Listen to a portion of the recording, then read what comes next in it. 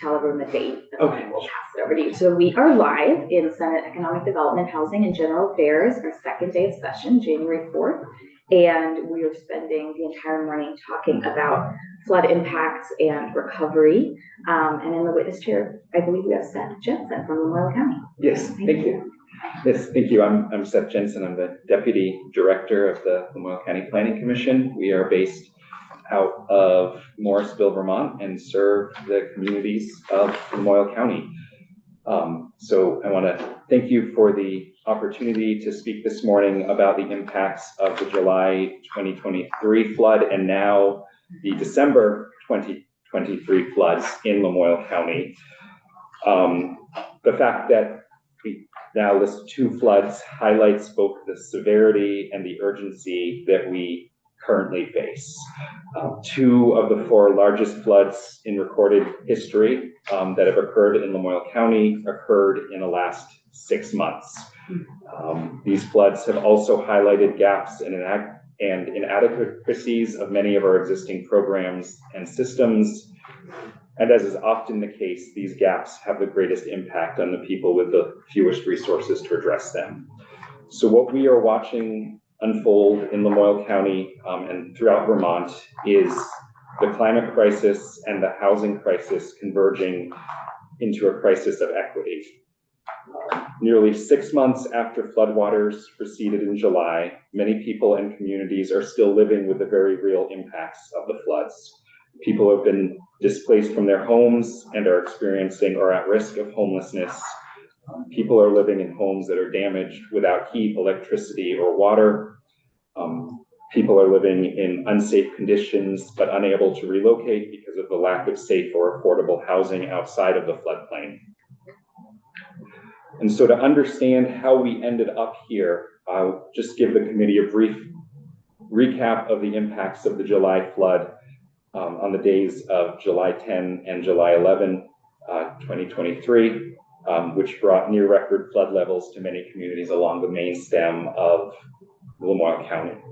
So in Johnson, perhaps the community that was the heaviest impacted, the Lamoille River spilled over its banks into neighborhoods on River Road, Railroad Street, Lower Main Street, and the mobile home park on Westcombe Road. Many of those areas impacted by the flood are also home to many low and moderate income households. They're where much of the county's higher concentration of rental housing is located, and also older and more affordable homes. In addition to the impacts to housing, in Johnson, the village wastewater treatment plant was fully inundated and operational for several days. A pipe under the or over the river was broken and dislodged, and the municipal office building, the fire department building, and the post office were all closed due to flooding. The municipal office still remains under restoration. The flood also impacted many businesses in downtown Johnson. The Sterling Market saw floodwaters 7 feet high at its front door, and the market has closed and remained closed since then. As a result, there is no longer a supermarket anywhere on the Route 15 corridor between Jericho and Morrisville. And this represents a significant challenge to older residents of Lamoille County, as well as those without access to an automobile. And it's very important to note that Johnson has a notably high percentage of households without access to an automobile, older residents, as well as a very high percentage of single parent headed households. So the loss of the supermarket has a major impact in Johnson as well as the region as a whole. In Wolcott, which is a small town located east of Morristown, in the middle of the night, debris collected under the Lamoille Valley Rail Trail Bridge over School Street, which is in the center of the village. That debris formed a dam that held back the river and sent floodwaters into homes much higher than the FEMA maps would predict. It also sent floodwaters into the town garage and fire station. After several hours, that debris dam broke and sent a flash flood down School Street that impacted additional homes and knocking at least one home off its foundation. Wolcott is, like many of our villages, entirely on on-site septic, and long after the floodwaters receded, the groundwater remained high and continued to negatively impact on-site septic systems, which had a public health impact on people's wells. Further down the mainstream in Jeffersonville and Cambridge, the Jeffersonville senior housing was evacuated shortly after dawn on July 11, 2023. The Lamoille River also inundated much of Cambridge Village, which is another village in the town of Cambridge. And very notably in Cambridge, many of the homes and businesses that experienced significant flooding are mapped as being outside of the floodplain on FEMA's flood hazard maps. That included the Cambridge Village Market, which had been purchased by new owners only 2 weeks earlier. And a story that we haven't talked a lot about, I think, in the statewide news, but there was a home on the north side of the Wrongway Bridge where several people, numerous people I've heard at potentially up to 25 were rescued from the roof of the building while the Lamoille was rushing along the foundations. So that is what we experienced in July. Only 6 months later, the Lamoille River flooded again on December 18th. And while the physical impacts were not as significant, the river crested only inches below the levels at which we would have seen flooding to begin to occur in all those areas again, which again demonstrates that the same communities and the same people remain at risk. And I would say what I've heard again and again from after community in Lamoille County about the December 18th flood is that the physical impacts were part of the flood, but the ongoing psychological impact on the community and on people who had experienced being evacuated from their homes or having floodwaters in their homes was very real and palpable on the 18th. So that is where, or what has happened. In the remaining time, I'd like to talk about a little bit about what we're trying to do and what we hope can be done. We've seen communities turn from the immediate response to recovery to thinking about how to rebuild. And in each of the communities I mentioned, there are many people considering buyouts from their homes. LCPC has in the past assisted people with the buyout process. And even at its most expedited pace, the FEMA buyout process can take 18 months or more. And so in the meantime, people are carrying the cost of their existing home along with the cost of temporary housing if they can afford it. For people who cannot afford it, they may be living in a home that is off its foundation, has a river 3 feet from the home, that may be lacking basic life safety, things like heat. And there's another major problem in some of our region, such as Cambridge Village, where the FEMA buyout process is directly tied to those outdated flood maps, which, as we learned, just grossly underestimate the flood risk. So one thing that the legislature can do to address some of those issues is to continue to fund the Flood Resilience Communities Fund, which has helped us to fill some of the gaps in the FEMA buyout process, though not all of them. And I'd say a major gap that I would like to share with the committee is that even prior to the July 2023 flood, LCPC had experience working with property owners on potential buyouts who eventually decided not to pursue a buyout due to the timeline and difficulty of finding housing they could afford elsewhere. So while buyouts are a critically important tool for flood recovery, they are not accessible to the people who need them the most, absent both resources for temporary housing. Right. And I would defer to others on temporary housing and how to make that more effective, who have more experience on that. But as a planner, I would also say it is also the question of the long term of where are the alternatives. So any housing reform that is considered needs to include provisions that enable the expedited construction of new housing outside of the floodplain. We as a state cannot afford to focus only on restricting where we shouldn't build. We need to identify where we should build, and then we need to make it easier to build there, and then we need to build there. Another long, and I'm going to pause and go off script for a moment on that, because it's something I've spent most of my career working on with much less success than I would have hoped, is that I was a young planner during the recovery of Irene, and I remember the triumph of seeing roads and bridges reopen. Yeah. This flood needs to have the triumph of building housing outside of the floodplain. That needs to be what we celebrate, and we need your help to make that happen. I'm gonna ask Nabali to make sure you're on the list for our joint hearing with natural resources, because we really need to hear that, and we want to make sure you don't feel as frustrated with the progress. I think you're absolutely right. Okay, thank you. Yeah. I appreciate that. Yeah. And thank you for hearing that. Oh, yes. No, and that's a really good way to. We've heard it, Frame we've it too. Yeah. We share your frustration. Yeah. Thank you. I appreciate that. So on a similar note, the inability to build outside of the floodplain is exacerbated by the long-term impacts of the floods potentially diminishing the local grand lists and user bases that support local services and infrastructure.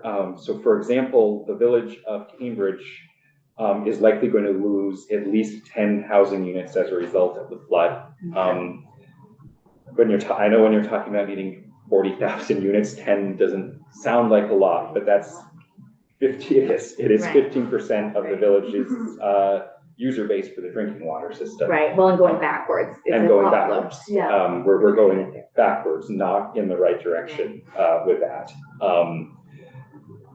And so I know there has been talk about floodproofing, elevation as tools to protect and retain structures. Those are, again, important tools, but the FEMA process is cumbersome, difficult to navigate. LCPC worked with a property owner in Jeffersonville for 8 years on an elevation.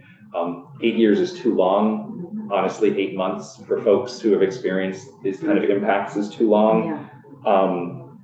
And the elevations are again tied to the FEMA maps, not just the sort of spatial area on the map, but the elevation. So the FEMA process, if you follow it correctly, and by that I mean programmatically correctly, not correctly for protecting people and communities, you would under elevate. So several years ago, the legislature created an alternative tool using state funds through the Village Center and Downtown Tax Credit Program. That is a great step in the right direction. Unfortunately, as it's currently structured, it's also tied to those outdated FEMA maps. So a very simple fix would be to disconnect that tax credit. People are not going to seek a tax credit to elevate a home that they don't need to elevate, especially when it only covers 50% of the cost. Yeah. So making the full designated area eligible and allowing people to elevate to the levels of protection that are shown as being needed by recent events, and probably more, frankly, probably more. And may I just ask a question here? As a planner, do you know that ANR has finished its river mapping? Yes. Does that include for the state identifying the floodplain on each river, and the new floodplain heights marking? So, What's the right word? yeah, no, that's a great question. So Yeah. there's, and the folks at A&R could probably give the more technical information, but the state of Vermont has done, the mapping of river corridors, Yeah, and which it's are, finally got finished. which are great and very helpful for this process. FEMA is also in the process of updating the maps, which will hopefully be more accurate. But FEMA's process still uses the, historic old studies.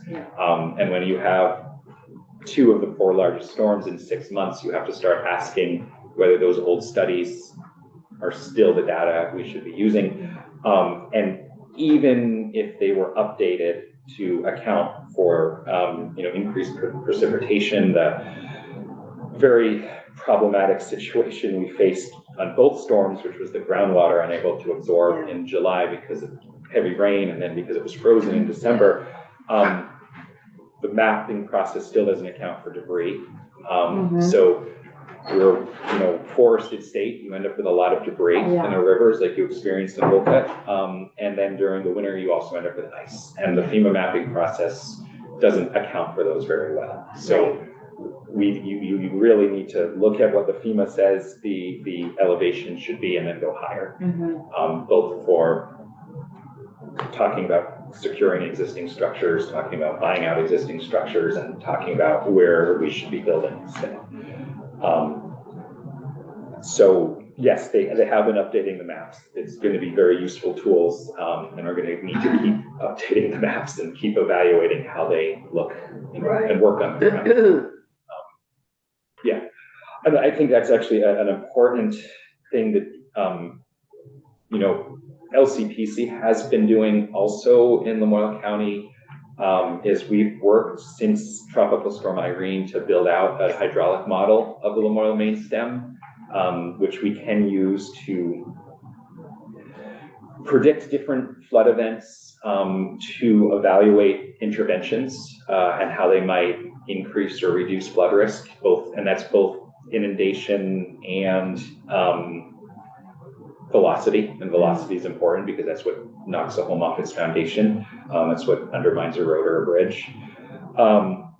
And that has been successful in helping to identify some projects. So like the village of Jeffersonville, we were able to work with the community to implement several major flood mitigation projects that likely prevented significant damage in the Halloween 2019 storm, which seems like such an itty-bitty storm now, but was, a major storm at that time. And also the December 2023 storm that just happened. Without that, we might have been talking about evacuating the senior housing in December in hypothermia weather, which would not have been good for anyone. And we think, based on the modeling, that the mitigation measures also enabled a more orderly evacuation during July 2023, even though they were not, the river reaches a certain point where you simply can't mitigate that amount of water. But a couple really important lessons that I hope we all keep in mind as we go forward is that the resources to do those things are federal and usually funneled through local government. So local government needs to be a partner in planning for these things. And beyond that, planning works best and is most successful when it's done in partnership with communities. It can't be done to communities or for communities. The knowledge of people who are the closest to the problem is critical to finding solutions that are workable and equitable. The flood mitigation, some aspects of the flood mitigation projects that we did in Jeffersonville were not ones that were initially identified by the planners or the engineers. They were ones that people who had observed through the flood shared their observations. We actually understood how the floodwaters in Jeffersonville functioned after 2011 by following the debris of wood piles down the river. Smaller communities like Jeffersonville, like Johnson, like Cambridge Village and Wolcott need ongoing support to undertake these kinds of efforts, they also need open engagement and an open seat at the table. I could just ask on that as a planner. I mean, I think one of the things we all appreciate more fully is that it actually isn't, a river isn't just a local Yes. municipality. So a river is a corridor, a river is many municipalities, a river is, so when you say leave it to local municipalities, now I think we actually have to look regionally and river corridor wise. And that's where you're so important.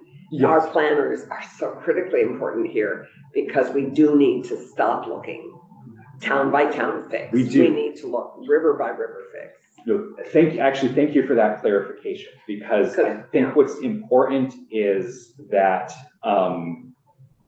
engaging people on the local level It's great, it's important. but there does need to be a watershed approach. So one thing that came out of the July 2023 flood is that the understanding in Johnson and Jeffersonville that when the river crests in Wolcott, it's, they have 3 hours to prepare. Exactly. And that kind of thinking needs to be part of the table. It also needs to be, the housing issue of some of our communities that did not flood are the safer locations. Yes. And part of the solution to housing is finding safer areas in Johnson, but it's also finding safer areas in those other communities. Absolutely. And then from a watershed perspective, we haven't had as much progress on doing, but what really does seem to show a lot of promise is that approach of looking at some of those larger open areas and whether there's potential for floodplain, natural resource restoration. We have been working on that on a smaller scale in Wolcott, and it seemed to have some benefit. Those are downstream of Wolcott's Village. Those are protecting the communities that are downstream. Right. And so we can't just rely on, local gumption. It does need to be a regional and statewide approach. Because we saw, Right, I'm gonna have a couple. Wendy took us to Melrose and to, we could actively see the incredible impact of creating this floodplain and its protection of Brattleboro. Are you identifying possible floodplains in the Lamoille River watershed? We have. So the Jeffersonville projects included a much smaller floodplain. But let's see. So that was activated. But activated means water gets in there. And, and that has been actually activated in some of the smaller storms that used to push back into the village and impact some of the homes. We've been working with the town of Johnson on a flood plain restoration project through the Flood Resilient Communities Fund that is kind of strategically located in the middle of those, the mobile home park, the River Road and Railroad Street, that does have a real huge potential to protect those areas.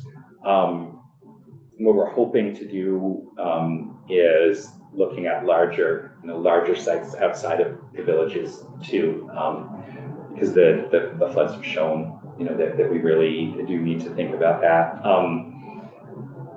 On that note, another discussion that we're having is about critical facilities like the Johnson wastewater treatment plant. We visited. You visited, so you've seen it. So water was here, plant was here. Right. The process really encourages putting things back in place as they are. Sadly, it's true. And there is a lot of talk about moving that plant. That would take a lot of permitting, coordination, property acquisition, possibly up to $30 million. But in addition to protecting the plant, it would also open up the floodplain in the confluence area. Right. And we have some evidence based on the modeling that opening that up might provide some protection to the mobile home park in Railroad Street. So, what is the value to keeping the water running during the flood? What is the value to protecting those neighborhoods? It might not register in a, scientific cost benefit analysis, but it's very real. So can I pause you? Yes. Can we have Chair Beth Boyd from Johnson? I bet. And what we've done successfully, if you can stay in the chair, is, bring Chair Foy into the conversation, and then you both can answer questions, about Johnson and Loudoun County. And we've been focusing a lot on Johnson, per Seth's comments anyway. But hello, Chair Beth Boyd. Thanks for being with us. I know how busy you are. Thank you very much for the invite. I'm happy to help however I can. So if you can introduce yourself for the record, and I think Seth gave a really helpful overview of the damage, what's and some of us, as went to see it ourselves in Johnson. If you could talk about what's next, what you need as a local municipal leader from the state, where you're seeing friction in permitting processes, or where your big thinking is stymied by, bureaucracy, that's sort of what we're interested in. But share, whatever is that you want to get off your, chest as well about the flood. I'm okay. Thank you. So my name is Beth Foy. I'm the chair of the Johnson Select Board. And I also live outside of the village, so I wasn't directly impacted, but I very much appreciate and can sympathize with those who were. And I've testified before, and I know you've heard a lot of this before, but we had both residential businesses and municipal buildings impacted, as well as the wastewater treatment facility, which is a much bigger topic. And I think that from my perspective right now, it feels like we're slowly taking steps forward. It feels like those steps forward probably aren't fast enough for residents who are impacted. And we're, the red tape that comes with filing FEMA claims and making sure you follow process, and then making sure that that process follows other process, has really put us in a loop of having to go to RFP, like create multiple layers of RFP for addressing our municipal building damage for the town. So that's one of our challenges and frustrations, I would say right now. We're still not fully functioning in our municipal building, which means that our select board meetings, for example, are being held up at the Vermont State University. Thankfully, they're there and supporting us. In many ways, by the way, they have been a lifesaver in all of the flood event from July. They were our shelter. They helped us get Red Cross in and running the shelter. They provided our emergency management office we pretty much lived there for 2 weeks. And since then, they've provided space to the town to hold our select board meetings, of which we've had many. We were having them weekly for a long time, and then we're back to 2 a month as of November. So apologies, I sound a little bit rough. I'm not feeling great today. I'm on the tail end of being sick, but today's hitting me particularly hard. So, Yeah. but so that's where we are. And I know that the last time I testified, we talked a lot about having support for small towns and the people within small towns who volunteer their time to react to emergency. And it's really hard because we don't have a big population to pull from. So there was an ask back last time I testified about how we can incorporate the Vermont State Emergency more into supporting smaller towns when we have such a big impact in so many different areas. So, and by different areas, I mean the residential, business, and municipal troubles we've had. So, and where we are today, right now we are residentially, we have a list of, I believe it's 12, although the number may have changed a little bit, but we have a list of 12 residential properties who have shown interest through the Vermont Emergency Management for buyout. We're in the process of talking about what that means for Johnson. Is there a scenario where we would not want to allow for a buyout? And what is that scenario and why? Making sure that, you know, we have those guidelines in place when we're asked, so that we are not making biased decisions. That is really important. In terms of the municipal buildings, we are in the midst of getting the library and the municipal building itself to a state where it's now weatherized, and we're now moving into scheduling out full renovations, but it's going to take a while. We don't expect that we'll be in full capacity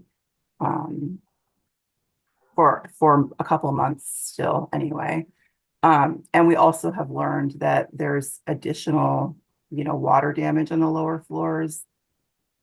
It's not necessarily additional water damage, I guess I should say. It's more that there were some articles that weren't removed that should have been when we hired the folks who came in to help move things out. But anyway, we're in the midst of a month-long journey to get back in full capacity and using our municipal buildings. And I'm not going to speak to the wastewater treatment facility because that's the village, and you may or may not remember, but Johnson has both a town entity and a village entity, and town really doesn't handle the utility side. And in terms of businesses, I'm sure you've heard and will continue to hear about our lack of grocery store in the market, and also that the post office was once again impacted by the latest flood, which is the 4th highest in history for Johnson. We didn't have nearly the same damage. As far as I'm concerned, we were extremely lucky because we should have flooded in places that we did not flood in that 4th highest flood event. I'm not a scientist and I do not study these things. Seth can better speak to them, but I can't help but think the flood from the summer changed the way the water flowed and spread the floodplain in a different way in Johnson, because we did not see, for example, Railroad Street flooding to the extent you would expect with the 4th highest flood in our history. Just one example. But anyway, back to the businesses and the markets. The market is really a hot topic. And I think in terms of how we do things when it comes to flood mitigation and efforts for flood mitigation, personally, my opinion is we should be trying to do things that either move critical infrastructure, and I do include businesses in that, but move critical infrastructure out of the lowest levels of the floodplain anyway. And what I mean by that is we don't have enough space in our village to actually move the market to a place that's high enough that makes sense necessarily. But, should we be thinking about really big efforts and working on raising buildings so that we are setting ourselves up to be in a position where we really are resilient? We really do have true mitigation efforts in place. I know it's a lot of money. But the thing is, every time we have a flood event, it's a lot of money and it's traumatic for the community over and over again.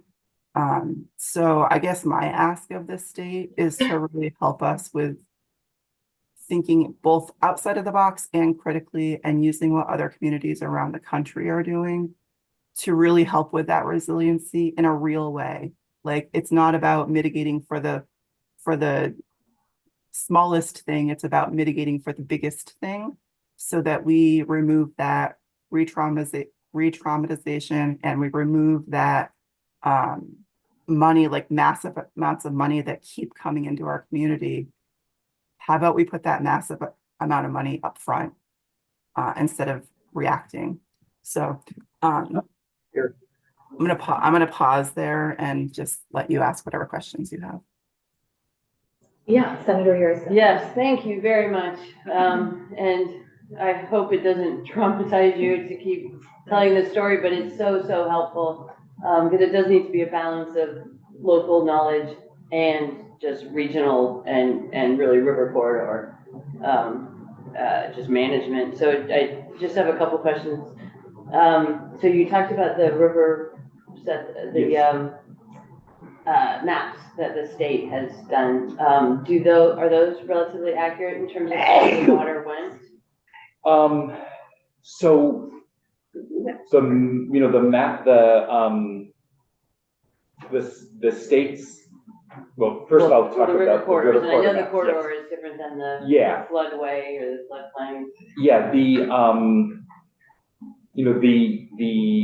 river corridor maps are kind of showing the erosion risk. Okay. And so that is something that can happen over time. An example that I'll use of those is School Street in Wolcott and North Wolcott Road in Wolcott.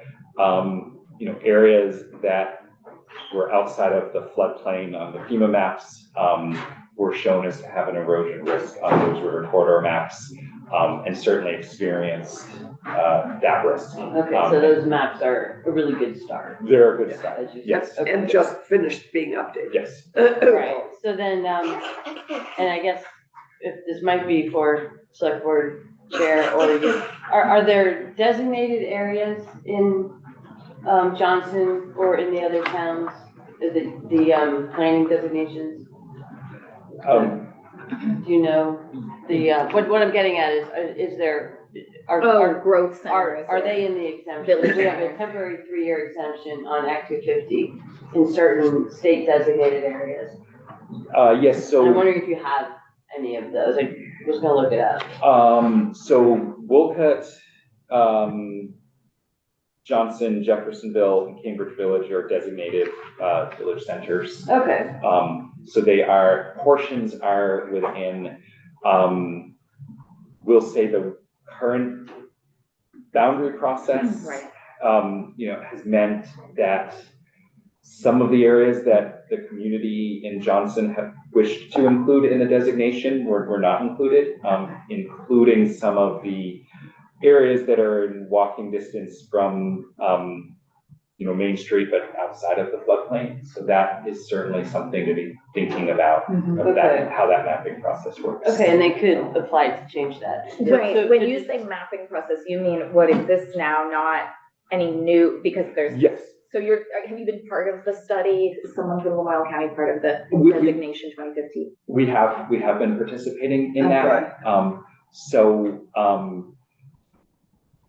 And it seems like, at a high level, stepping in the right direction. I'm sure you'll have lots of time to talk about the Right. details. And we are, and you should maybe come back. Absolutely, When we we actually, talk about yeah, that. yeah, absolutely. And, we know that the map will be so critical compared to the high level Yes. process, as you're saying, what boundaries are actually drawn and who gets a say, so, Yeah. I hope we'll stick with that. It will just say that in each of those villages, there are safer areas that are primed for redevelopment that are immediately outside of the designation. Yeah. In the current process. Okay, so we should get them in the map. And I think that's true for all the village centers. They're very tightly drawn. They are. And it would be great if we could immediately wave a wand to Right. include like a neighborhood development area around Right. it. I They mean, were designed for commercial, Right. it's not I housing. think it was Josh Hannaford that said they were designed for your town government Mhm. location, your Like your center, Main Street. your main Right. street. And when we did it, we weren't thinking about housing Mhm. anywhere in there. When So it just comes two more to, things. Oh, sorry, go ahead. when it comes to the mapping, the thing that really struck me during, following the event was that we really do have in Johnson, it's a valley, right? Most of the river corridors are valleys. But within our village, we do really have pretty steep elevation rises and drops. And I think that the thing that really struck me was the different maps that we were looking at for different reasons were pretty different when it came to the level of impact from water based on, and those elevation maps, I think, are really critical because we have such drops and rises in those elevations. So I just wanted to throw that out as we're talking because the lower lying areas of the village where our roads are that are impacted in these flood events tend to be very low with high elevations right next to them. Like they're low, they have a building, and then there's a high elevation behind the building. So I just want to throw that up there for context. yeah, So I also serve on the institutions committee, and we're going to be looking at wastewater treatment plants and the damages, because that's Okay. just so critical. So I want you to know that. And then, two questions, I'm gonna ask them at the same time. Are there any stormwater utilities in the area? Because that's something that we'll be looking at as a way to help fund, all of these facilities. It wouldn't be the only way, but it's a way to start. And then would temporary buildings help, like in the case of your, market, if the state had, temporary modular buildings that could be set in a location, would the owner or operator of the market be willing or could, do you see a use for temporary modular buildings? I was gonna ask that as well, yeah. I think that when it depends on what we're talking about, I guess is my comment. Yeah. If we're talking about, for example, the wastewater treatment facility, they had a temporary storage unit that they had all their controls in. And yes, they need a better solution. When we're talking about the market, the grocer who was formerly in that market space has decided not to go back. And Pomerleau's is working with other entities and has interest from other markets, but there's not a contracted service right now. So I'm not sure if that would be an option or not, but it would certainly be worth exploring. And then when it comes to other areas, like I don't know that there's other need for well, I shouldn't say that. There may be actually a good use for reutilizing the half of the municipal building that we're not utilizing right now, for example. So yeah, I think there could be possibilities. Seth, do you have any? Great, thank you. Yeah, I think that, especially for the business recovery, that exploring any and all options is important. There is, in terms of temporary buildings, there's also a critical need for temporary housing. Sure. Temporary municipal services and, Right. But before going to my meeting in Wolcott last night, I was on the phone with someone who is living in a house that the river is 3 feet from their foundation and migrating toward the foundation. So I know you were asking about businesses, but. Or both, But, I mean, we're yeah, interested in terms of stormwater utilities, we have communities with stormwater infrastructure, but not a formal utility. Okay. And that in these small villages can be a little bit of a challenge, because it's, you know, infrastructure that needs maintenance. And, you know, we learned on the dirt roads, keeping the culverts unplugged helps. The same is true of the storm drains in the villages. And so that's not all a support for communities doing the preventive maintenance and preparation, so that they're better able to deal with, you know, an event like this. Yeah. As a follow-up, we have been talking to folks about developing modular multifamily housing.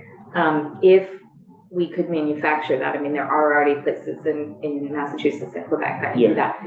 Between the two of you at a regional and local level, can you think of places that you could put that on higher ground, that nothing locally is in the way? It would be the state in the way of that? My initial thought is that there's tons of land everywhere, right? We're very rural, so there's land. There may not be the water systems and the waste systems in place for that privately owned land. We also happen to have the Vermont State University in our backyard, and there's lots of land at Vermont State University. So I think there probably could be options to explore there. Yeah, and you know, Senator Westman often likes to point out some road that goes up into the hills that has water and sewer, but nothing's happening. Is that right? My guess is he's talking about Gould Hill, Seth. Okay. Okay. Yeah. But I'm not sure what he's talking about. If Well, Senator Weston's a great advocate. He's just always trying to help us problem solve. Oh yeah.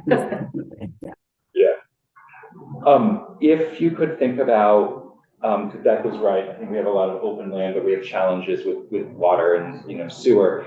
For temporary housing, you know, expediting the connection process and the connection fees at the state level for those areas that do have water and sewer. And something that I think is worth talking to folks at ANR about, particularly the indirect discharge program, is the degree to which facilities that have seasonal peaks, like some of the campgrounds that have, or fairgrounds, you know, what would it take for those systems to be permitted on a temporary basis to support, Right.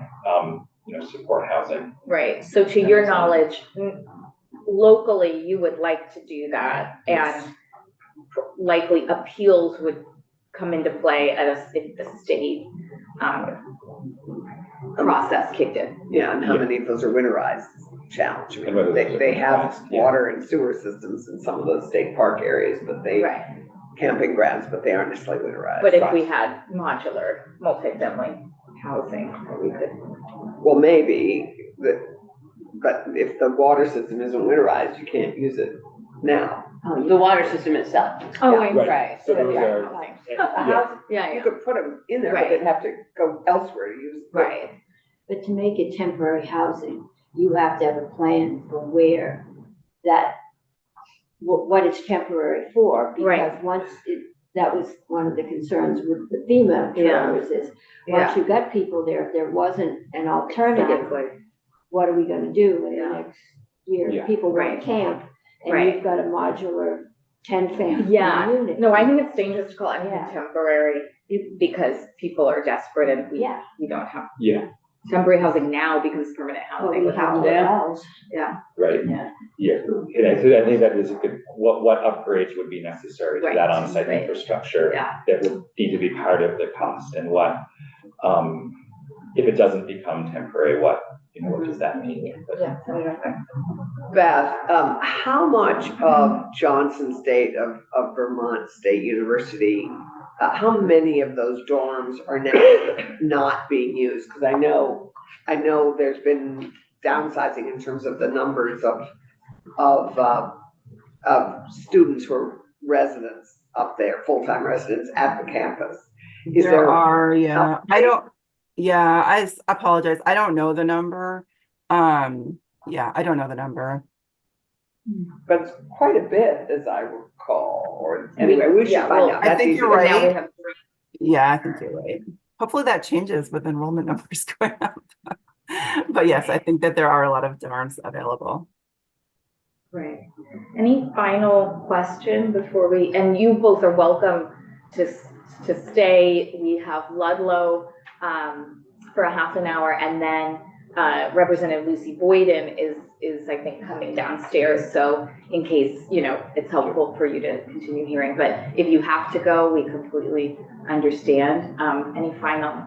I guess just, Beth, you mentioned the RFP, challenges. So if you could either let us know, you can send an email or let us know now, like what sorts of RFPs, because that is something that the state could do is have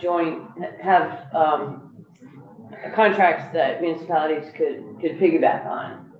Yeah, they're So, mostly if you have construction specific- for, I'm sorry? yeah, they're mostly construction for rebuilding the town entities that were damaged in two different phases. One is the immediate like recovery, and the second is the longer term RFP. And I think we're through that process, but honestly, it's one of those things where it took longer than I think it should have.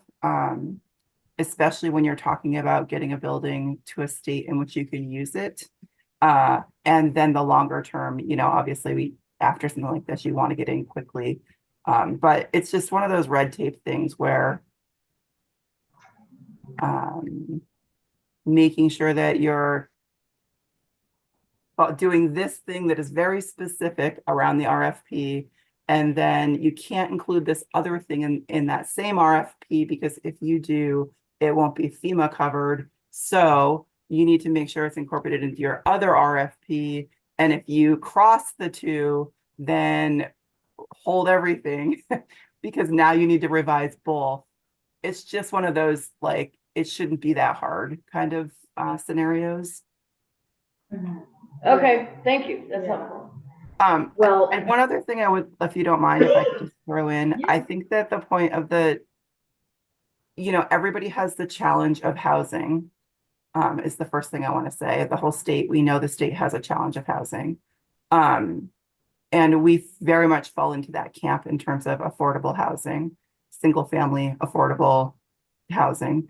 The temporary measures for housing are great, but if we're starting to think about like using campgrounds and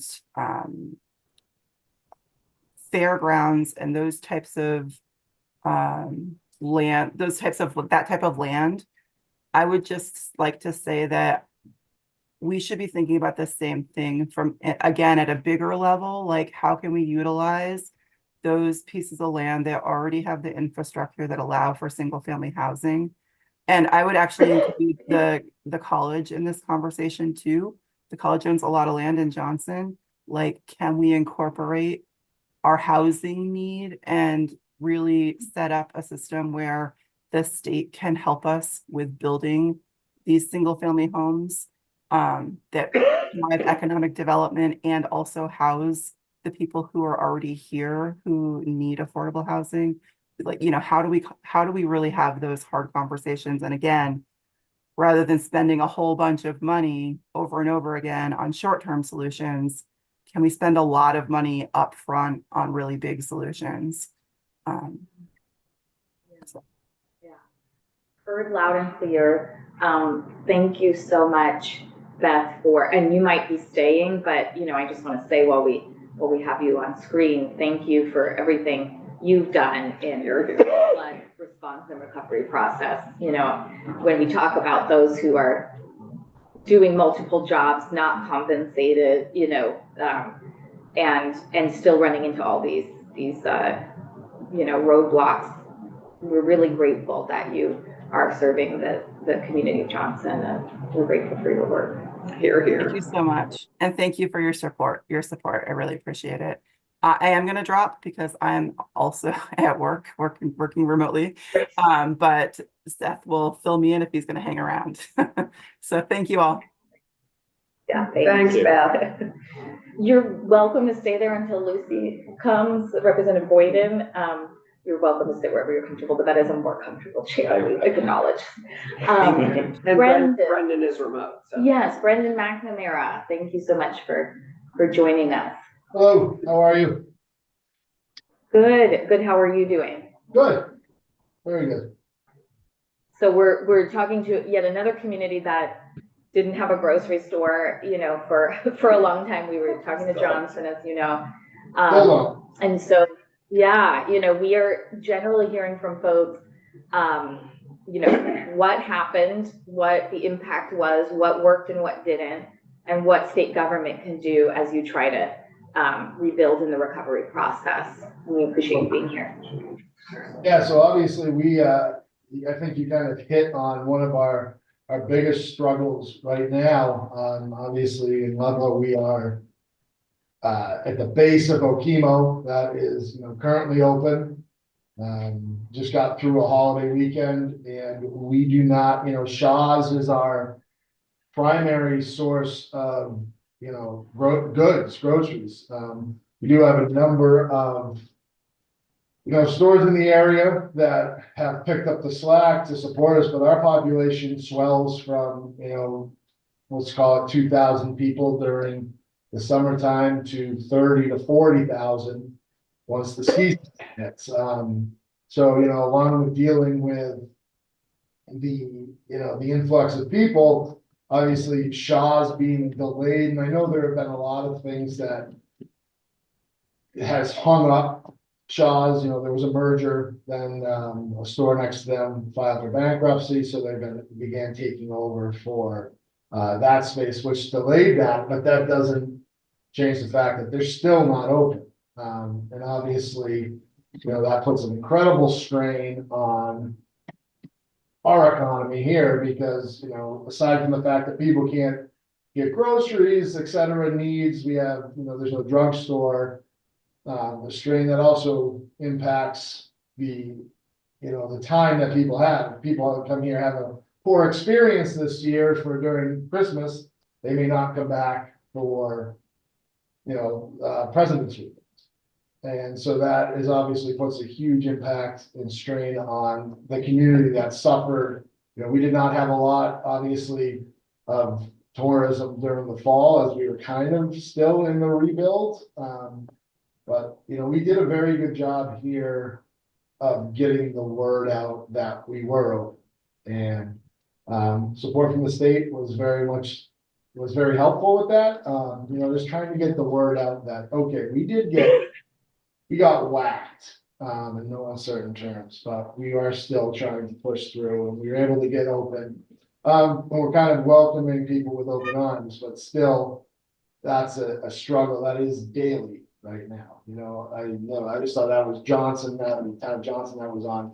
They're in the same boat that we were. Both of our, I think, there were 3 towns that the wastewater plants were completely destroyed. Ours was one of them. And how right now we're operating at full capacity. I'm still not sure how they've accomplished that, but we did. A lot of aid, you know, state input, Vermont Rural Water, working with FEMA to try and get temporary, you know, we have not recouped any of our temporary costs that we've expended to get open, but we're pushing that. But we're in a tough spot right now with the wastewater plant because it does,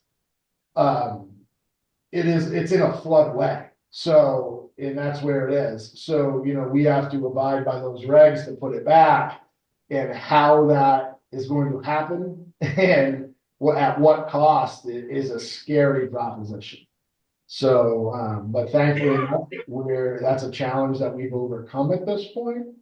And thankfully, you know, because that would have been a difficult conversation to have with Okemo, that if we had a semi-functioning wastewater facility to handle the flows that come in. You know, we were taking in close to 1 million gallons a day over the holiday week, which is quite a feat considering that it was under 6 feet of water 5 months ago.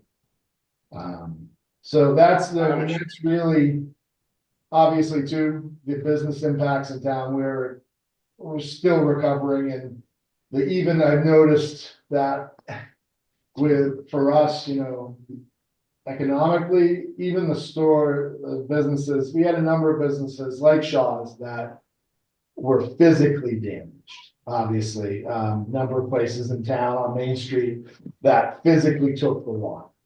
Then you have the flip side of that the businesses that might not have been hit, they were on the other side of the street that didn't get the water, but they rely on the foot traffic that didn't show up in the summer and in the fall because people were still unsure of what was going on. So that's what we're trying to recover from. Unfortunately, right now, the lack of snow doesn't help, but people are still coming. It was a very busy week. So that's the positive side of things. We turned a scary negative, I guess, into a positive as well as we could. So. Senator Clarkson, and I actually, because his name is there. Yeah, no, but he needs it. So Brendan, hi, Allison Clarkson, one of your senators. And just if you'd be, at some point, there you are, Brendan McNamara, our town manager in Ludlow. We generally introduce ourselves.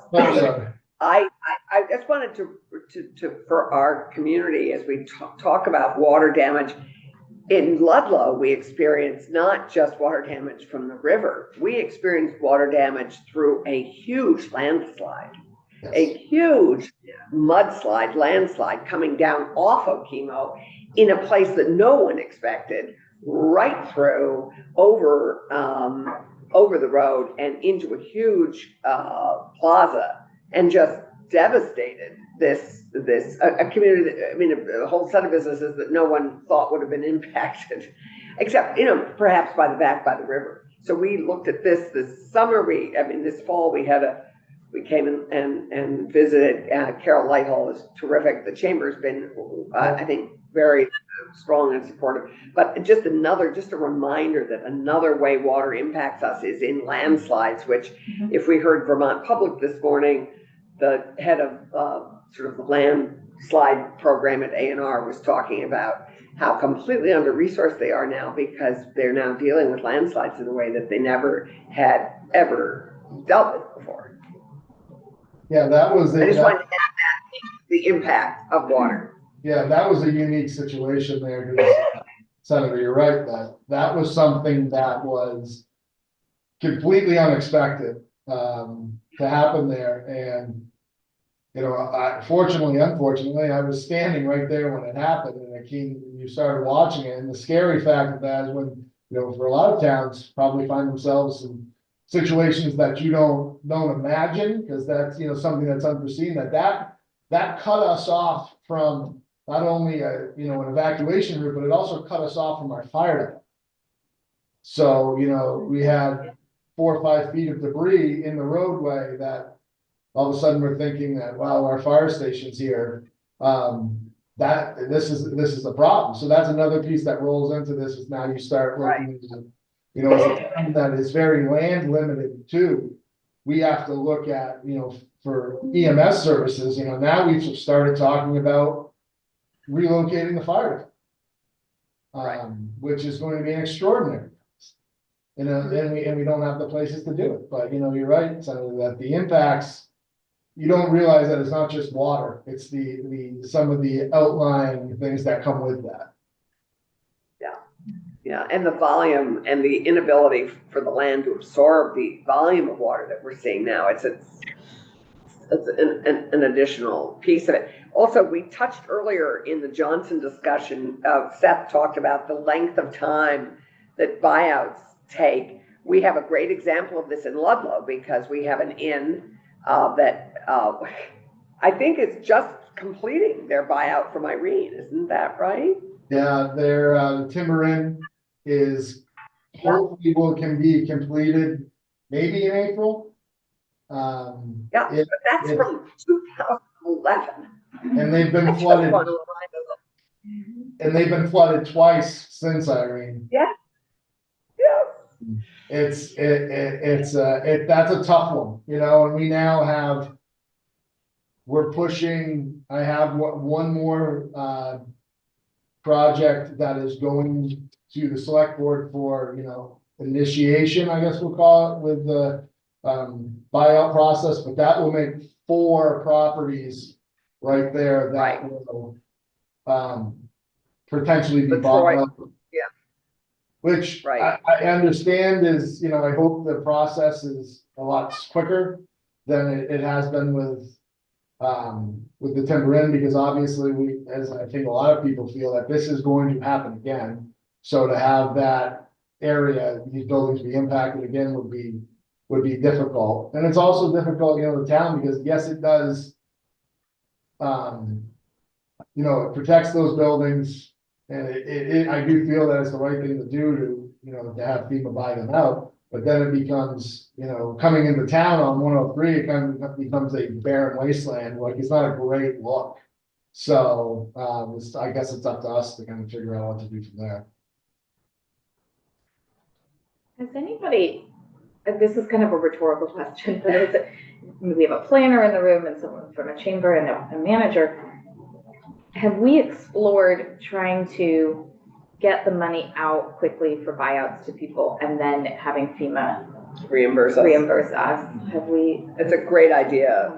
It's a great idea because Seth, you reinforce the fact that the buyout is just such a cost Yeah. to the people who Yeah. continue to carry the Right. cost of maintaining their property, and finding temporary housing. I mean, that was very helpful, oddly. I mean, we all know it, but Yeah. it was, you articulated it very nicely earlier this morning. Let's ask Doug and Charles when they come in. Yeah, That's a great idea. that is a Yeah, I don't know great why. idea. Why couldn't we carry that? Or that's a Right. treasurer question too, because we could have a Right. a pot of our disaster recovery fund, which we already happily have, we just Right. need to build it up. But that conceivably could also hold Right. that. Yeah. Especially if you had a floodplain mitigation plan for that Yes. site in general, you could get rid of the property in a way that goes with that plan so that Right. you're not redoing things. Yeah. Yeah, Yeah. Okay. So one thing we'd have to understand is the capital requirements based on estimated amounts Right. involved in this and in prior disasters, Mhm. first of all. And then I am concerned a little bit about the notion of holding something from 2011 to 2023. What Right. period of time are we talking about? isn't Right. that just That's an astonishing? I incredible mean, number, and Yeah. I don't know if that's an anomaly or if that is just I don't a think so. normal course of business, and that again is something that we need to get You some have some information on. Yes, for sure. Yeah, sadly, I wish it was It's in. hard to believe that is a. If I didn't know standard about practice. timber in, I wouldn't necessarily know that, because I think Yeah, it's the that- only one in Windsor. That's been a very, difficult, and the more, if you were to dig into it more and learn more about that process, it has not been good at all. And unfortunately, the more I've learned, I don't think it's an anomaly. It just, maybe that being, over 10 years. It is, but it's a tough process, which is made even worse by the fact that they've been flooded twice since. May I just ask Brendan? Brendan, as we look, I know you don't like necessarily the look of arriving to less on the outskirts of Ludlow, but floodplains can be beautiful too. Sure, oh, And- absolutely. And so I'm just curious, the political, as we look at the river coming down from the north, there are lots of floodplain opportunities there. What's your thought about, have you started to explore, is there a resiliency group that, I'm just not aware yet of an identified resiliency group in Ludlow. I know there's one in Weston, and I know there's working in Londonderry, but do we have one in Ludlow that's actively looking and exploring things like expanding floodplain by the golf course or up above the golf course and stuff? Because that's a big protection issue that we could be working on now in Ludlow. So I think that, we don't have an official, resiliency group in place yet. It has been talked about, and that's something that we're exploring. And I agree with you, sir, and I guess I'll clarify what I meant was that you know, the floodplains, if we come in and, you know, you have your floodplain coming to level, you're right. It will, with the mountain, it will look beautiful. My concern is that if, with the FEMA buyouts, if they take as long as they have, we have dilapidated buildings coming in. You have Sam's, you have the subway building that's knocked off its foundation. It looks awful. So if we're looking at 4 or 5 years that this takes for these processes to go down, you can imagine, then you start to run into health hazards, you know, because they're basically abandoned, flooded out buildings.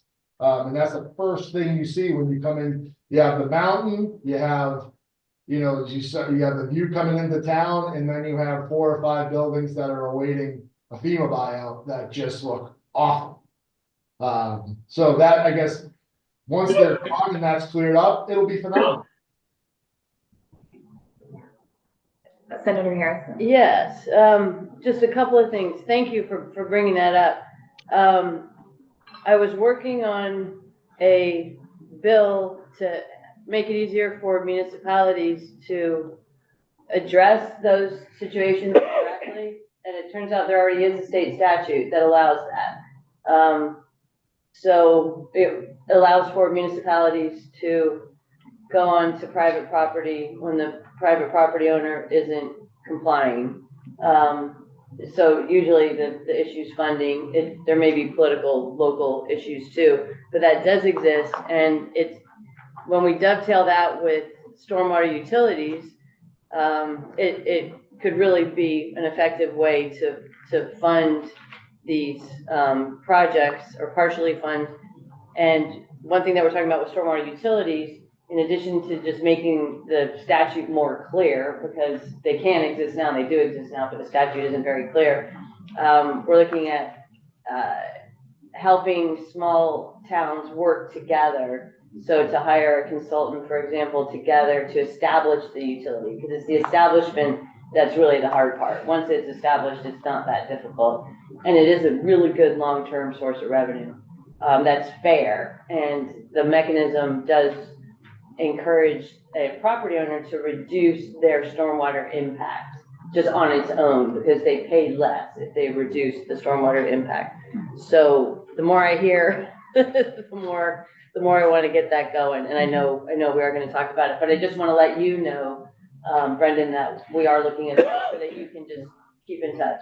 Thank you. Any other questions?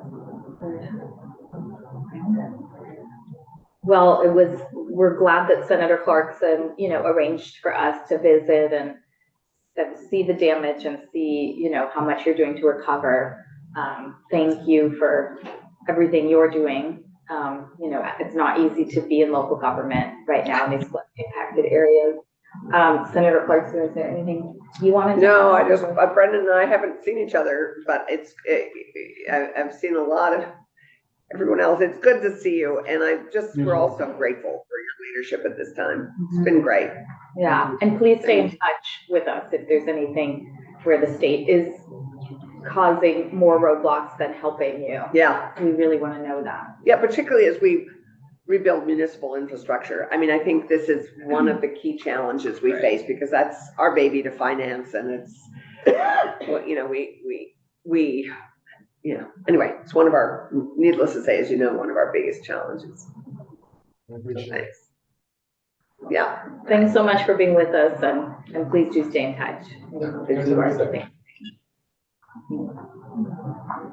So we have a few minutes before Representative Boyden comes in. There are 2 things we wanted to talk about committee-wise.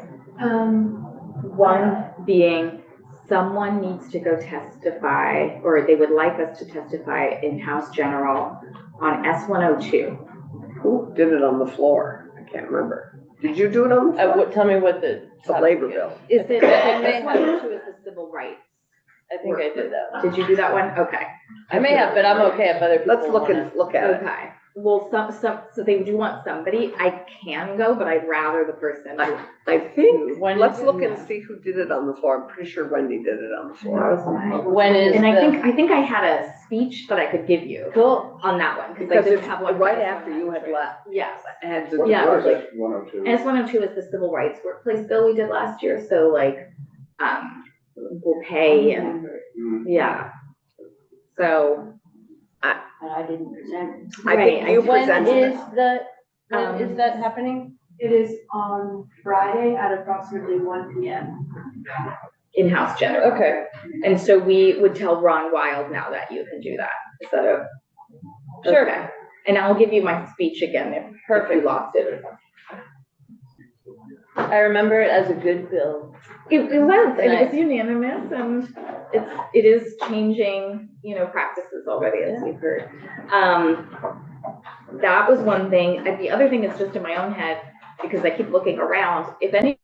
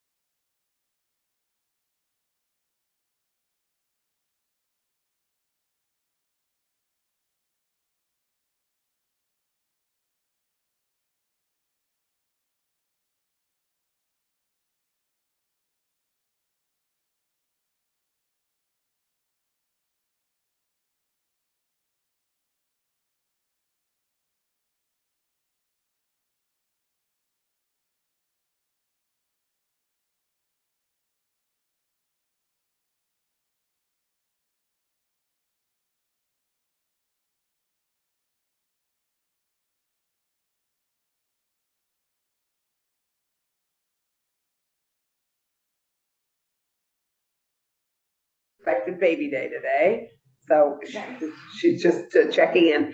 And we would love to have you start, and I'm assuming you and Keisha had talked about what you were going to testify about, but we would just love to hear the flood impact stories of your life in Lamoille County. Yeah, sure. And because we've had great start with Beth, Foy, and with Seth, then we jumped to Windsor County, but we have been in Lamoille County for most of the morning, so Great place to be. yeah, right, yeah. And so we'd love to begin with, and particularly as we begin to work on resiliency and planning for mitigation and how we can reduce barriers to mitigation in the future Yeah, absolutely. and improve resiliency. So Yeah. those are what happened and how some of your ideas in terms of what you're thinking about. It would Yeah. also be helpful for me, because I'm spatially mapping. Yeah. Where are you? Yeah, so to give you a lay of the land, we're along the Lamoille River. Okay, that's what I. Yeah, kind of I know bordering Cambridge borders Franklin County, a little bit of Chittenden, and then the rest of Lamoille County as well. We're on the other side of the dark side of Smuggler's Valley. So one side is Cambridge, one side is Stowe.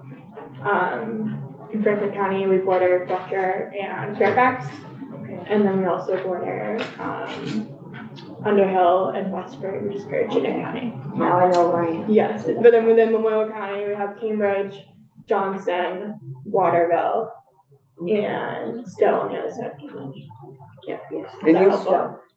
Stowe's mine. Yes, you took that from Senator Westman.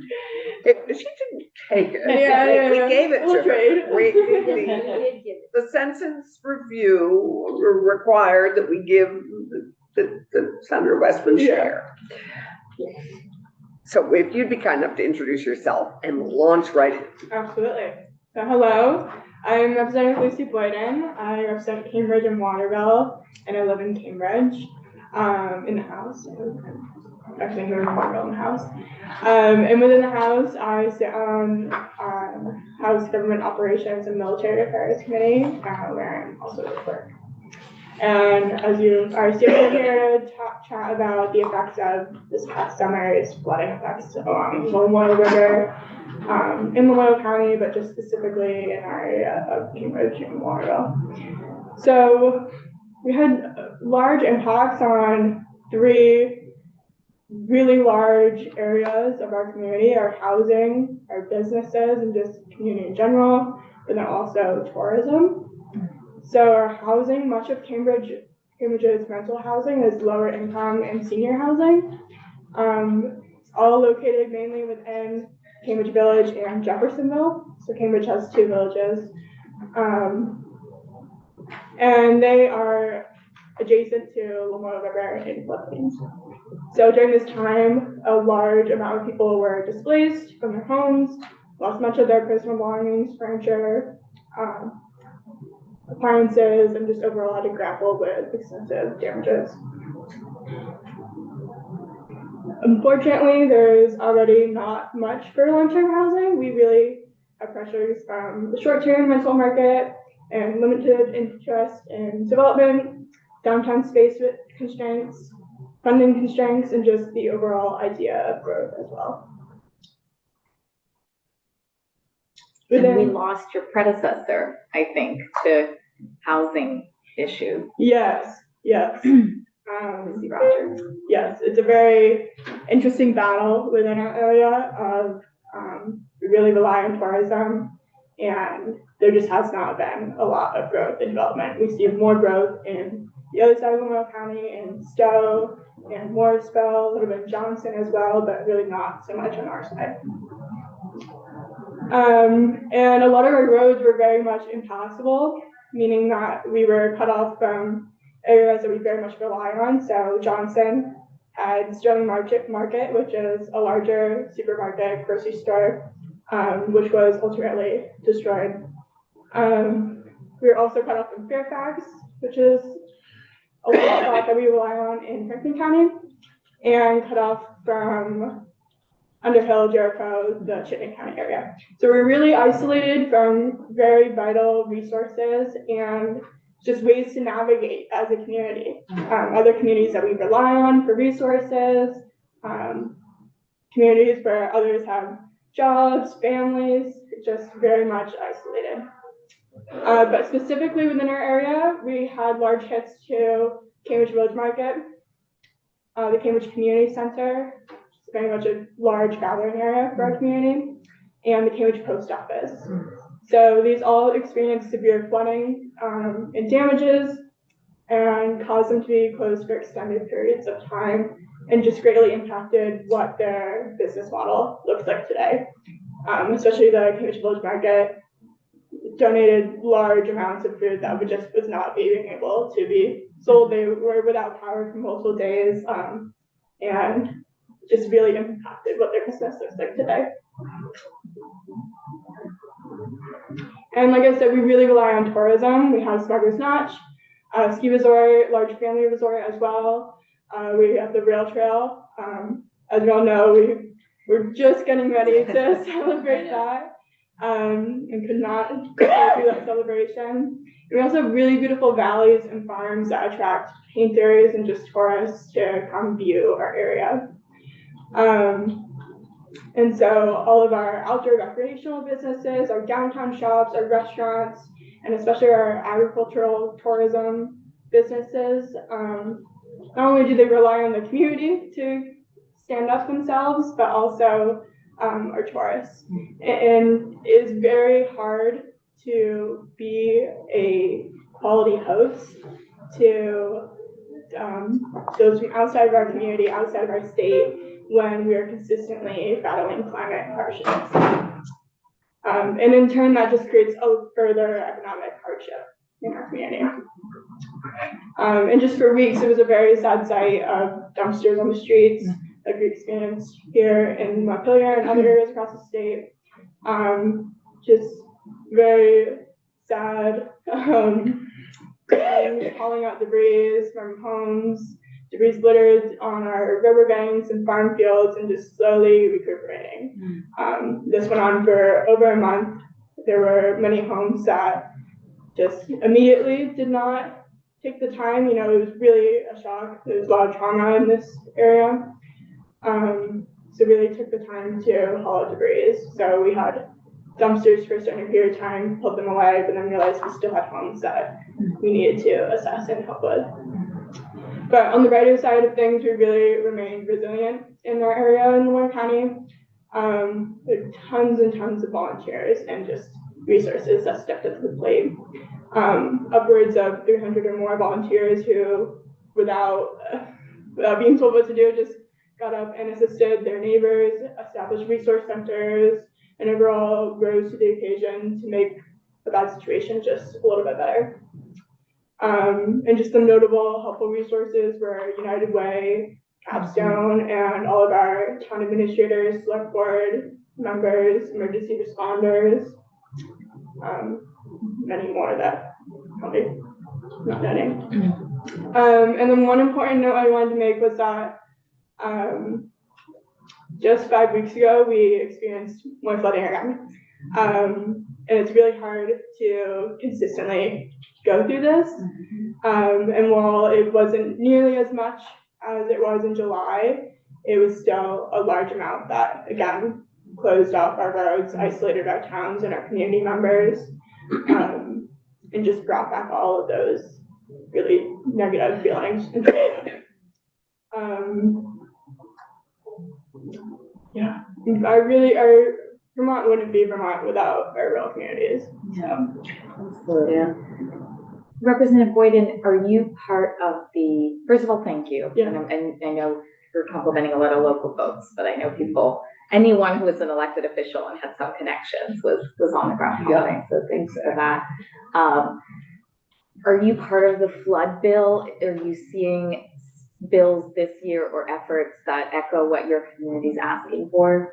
Yes, I am. I haven't signed on to the flood bill yet. I'm still digging through all the pieces of it, and we've had a lot of House bills that are coming out of Budget Council. Right. Yes. Yes. We heard. Yes, so that is a priority.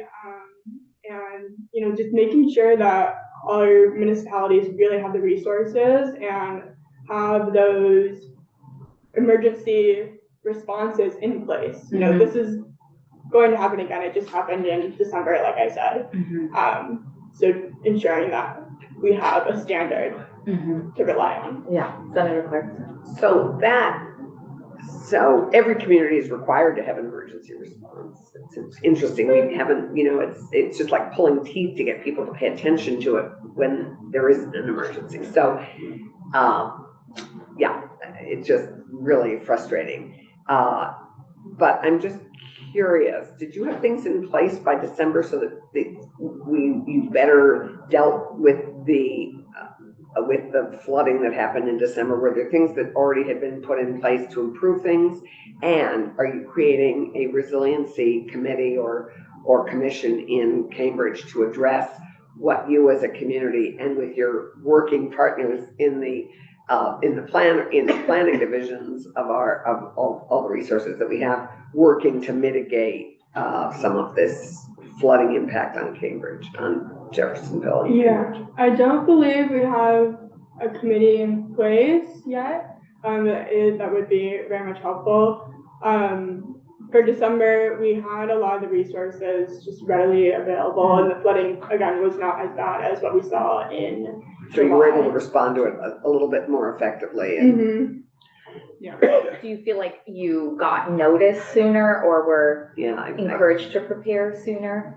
Yeah, if anything, all the resources were very much just out there to the public Okay. right away.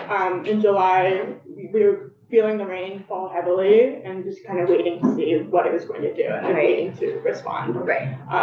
Versus in December, we saw it coming on the radar, but everybody was almost prepared of, okay, we can expect these roads to be shut down, you can expect this amount of rain, we can expect these homes to have about this much water in their basement or so. Without saying too much, yours has been an example, I understand, of a community that, a small rural community that had a non-English speaking population that was impacted. Is there any lessons you're taking away from that? Anything you want us to be thinking about with the more rural communities that also have populations that need translated materials? I mean, especially nowadays, we're seeing these our communities become even more diverse everywhere across Vermont. Yeah. So just ensuring that, you know, the resources that are very much well established in, say, Chittenden County, are rippling across the state. You know, just because we're more rural doesn't mean that we're not diverse, and not as diverse, obviously, but slowly, all of our communities are very much changing. Senator Harrison. Thank you so much for being here, and thank you for all you did and are doing. Can you talk a little bit more about the solid waste, about the garbage, and in regular times, people take their stuff to a transfer station, and then did you establish any sort of regular collection from outside, or did the state help you with the collection from the outside? For the most part, regularly people take their collections to the transfer station, and then we also have waste businesses that come and collect.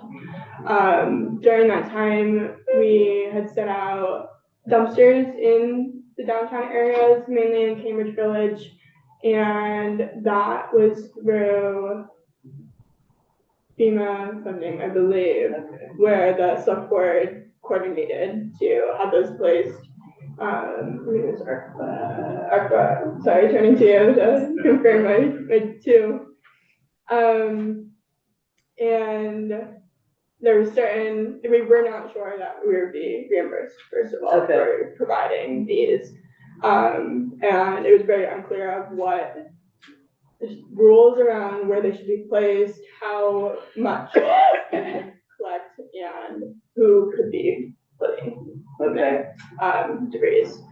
And then also the time period too, getting them there, how long, not knowing if we'd be reimbursed, getting them away, and then also bringing them back during times when we realized we needed further. And that's hard to do on the fly too. Exactly. So that's one of those things that could be an emergency plan, and people can know ahead of time, especially if you want to separate the commercial or the recyclables and the vegetative material, because then it's less expensive if it's separated by a lot generally. So that might be one of those things that towns could be encouraged to look at, or the state can be encouraged to look at and plan ahead. Yeah, generally it's, Jurisdiction it's is that. towns, but also there's Yeah. the district, solid waste, Mhm. collect, I don't know the name. Solid waste district. Yeah, solid waste district, so they would actually be good. Right. To contact. Did they help with that process in your case? Yeah, not sure off the top of my head. I know it was mainly our select board that Okay. really took the large initiative of coordinating. Because it does come down to towns, that's the functional government at the time. One thing we've heard a few times now is, you know, when Wolcott's underwater, Johnson has 3 hours, you know, you Yeah, have yeah. a certain number of hours down the river. How are you in better touch with those communities, or, you know, how do you feel like, your communities now are in this together in a regional way to think about what's happening in, A community phone tree. yeah, right, and the river plan. I think that's a The really, card. Yeah. funny way to look at it, a phone tree. Yeah. A lot of people resort to not only our town officials and their transparency with information, but also social media. Yeah, We have a Facebook page of, it's Cambridge, Jeffersonville, and Waterville okay, community folks, and people post resources, they ask questions. How does we call it the Wrong Way Bridge on Route 15? How does the Wrong Way Bridge look? How high is the water? And you know, there's a trickle down of information, but really being transparent too as well, to make sure it's getting out to everybody. right. So also Front Porch Forum, and just being boots on the ground. And Corridor alerts. yes, making sure that people have the resources they need. So the alerts 211 and not 211. Vermont Alert. Vermont Alert, Vermont, yeah, whatever, Vermont Alert. yeah, Everbridge. Yeah, making sure that everybody is receiving those alerts, is very much aware too. In July, we had many people going door to door, checking in on one another, and ensuring that they have the resources. Well, we definitely, we've heard about the flood bill a little bit. We're gonna dig in as well. And we wanna hear from all of the flood impacted communities to make sure it's things that can move forward that work for everyone. You know, Barre and Montpelier, obviously we've had in, we know they're hard hit, but we wanna make sure that all the flood impacted communities feel like this bill is gonna do something for them, or the resources are there for them. So, keep in touch with them. Yeah, thank you for your work and taking this up right away. It's really important to all of us. Absolutely. And this is when we need to act, because it's still fresh in their heads. Absolutely. So- Well, as it was with Irene. Yeah, as long as this could happen again. Thank you for everything you're doing. We hear you loud and clear that people are, you know, traumatized every time the rain falls, and we do want to act with compassion and with some speed. So thank you, Representative Boyden. Thanks. Lucy, good to have you on our committee. Is Clark Conley Cambridge's